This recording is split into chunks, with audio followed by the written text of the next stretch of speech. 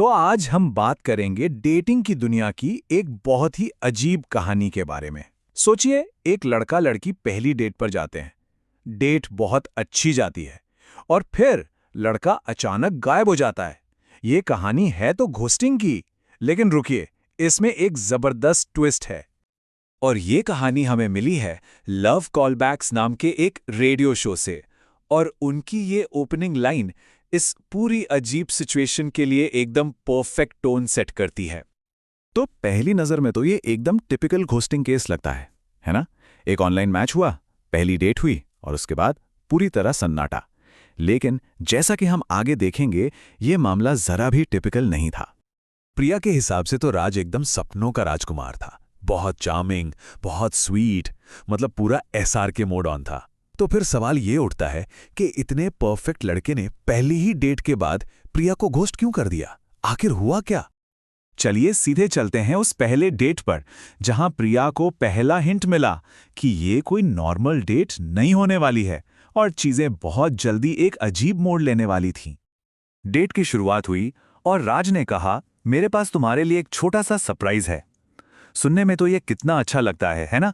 लेकिन असल में ये एक बहुत बड़ी अजीब कहानी की बस शुरुआत थी। और वो छोटा सा सरप्राइज आया एक बहुत बड़े से गुलाबी डिब्बे में। मतलब सरप्राइज से ज्यादा अजीब तो इसकी पैकिंग थी। डिब्बे के अंदर था एक बहुत बड़ा टेडी बेयर और उसका नाम चीकू। हाँ, यहीं से मामला थोड़ा अजीब होना शुरू हो गया था।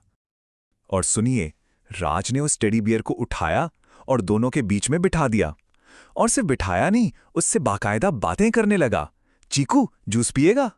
अरे इतना ही नहीं, उसकी नजर उतारने तक की बात कर दी। अब सोचिए प्रिया के लिए कितना अजीब रहा होगा। पर यकीन मानिए, चीकू द टेडी बेयर इस डेट की सबसे अजीब चीज नहीं था। असली कहानी तो अब शुरू होने वाली थी, जब एक असली इंसान उनकी परछाई बन गया।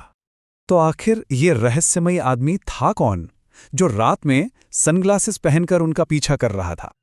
ये सीन देखिए, बिल्कुल किसी जासूसी फिल्म जैसा है। रात के 8:30 बजे प्रिया आगे आगे और ये आदमी ठीक पीछे। 2 मिनट बाद प्रिया अपने जूते का फीता बांधने के लिए रुकी और कमाल देखिए, वो आदमी भी ठीक उसी एंगल पर उसी जगह रुक गया। मतलब कितना डरावना रहा होगा ये प्रिया के लिए। जब प्रिया ने घबराकर राज को इस आदमी के बारे में बताया तो राज का जवाब सुनिए। उसने बड़े आराम से कहा, ओह, उसकी चिंता मत करो, वो रमेश हैं। बस जैसी ये रोज की बात हो। इस एक जवाब ने तो डर को और बढ़ा दिया। तो भाई, ये चीकू और रमेश की गुत्थी सुलझेगी कैसे? वेल, शो के होस्ट ने सोचा कि क्यों ना सीधे राज को ही फोन लगाया जाए, और वही किया गया। और फिर एक एक करके सारे राज खुलने लगे। वो जो चीकू नाम का टेडी बेयर था, वो असल में राज की एक्स गर्लफ्रेंड का गिफ्ट था, जिसे वो उसकी याद में साथ रखता था। और रमेश कोई स्टॉकर नहीं, बल्कि एक दूर का रिश्तेदार था, जिसे राज के परिवार ने भेजा था ताकि राज का दिल फिर से ना टूट जाए। जैसा कि शो के होस्ट ने बिल्कुल पते की बात कही, सर ये लव लाइफ नहीं है, ये एक सर्वेलेंस सिस्टम है। और बात बिल्कुल सही थी। ये कोई डेट नहीं थी, ये तो पूरा एक मॉनिटर किया जाने वाला ऑपरेशन था। लेकिन रुकिए, कहानी अभी खत्म नहीं हुई है। ये सर्विलांस सिस्टम जितना सोचा गया था, उससे कई ज्यादा बड़ा और हैरान करने वाला था। तब प्रिया को एहसास हुआ कि रमेश सिर्फ पीछा नहीं कर रहा था, वो वीडियो बना रहा था। पूरी डेट रिकॉर्ड हो रही थी। और क्यों? फ्यूचर फैमिली रेफरेंस के लिए। मतलब परिवार बाद में बैठकर देखेगा कि डेट कैसी गई। और इसी बात पर शो की होस्ट ने जो कहा, वो इस पूरी कहानी का निचोड़ है। बेटा, तुम डेट पे नहीं गई थीं, तुम ऑडिशन देकर आ रही थीं। मतलब राज की पार्टनर बनने का ऑडिशन। तो चलिए इस पूरे राज मल्होत्रा डेटिंग प्रोग्राम को स्टेप बाय स्टेप समझते हैं। स्टेप 1, रमेश के जरिए ऑन साइट निगरानी। स्टेप 2, परिवार के रिव्यू के लिए वीडियो रिकॉर्डिंग। स्टेप 3, पूरा background check, Instagram, LinkedIn, college की तस्वीरें, कुछ नहीं छोड़ा।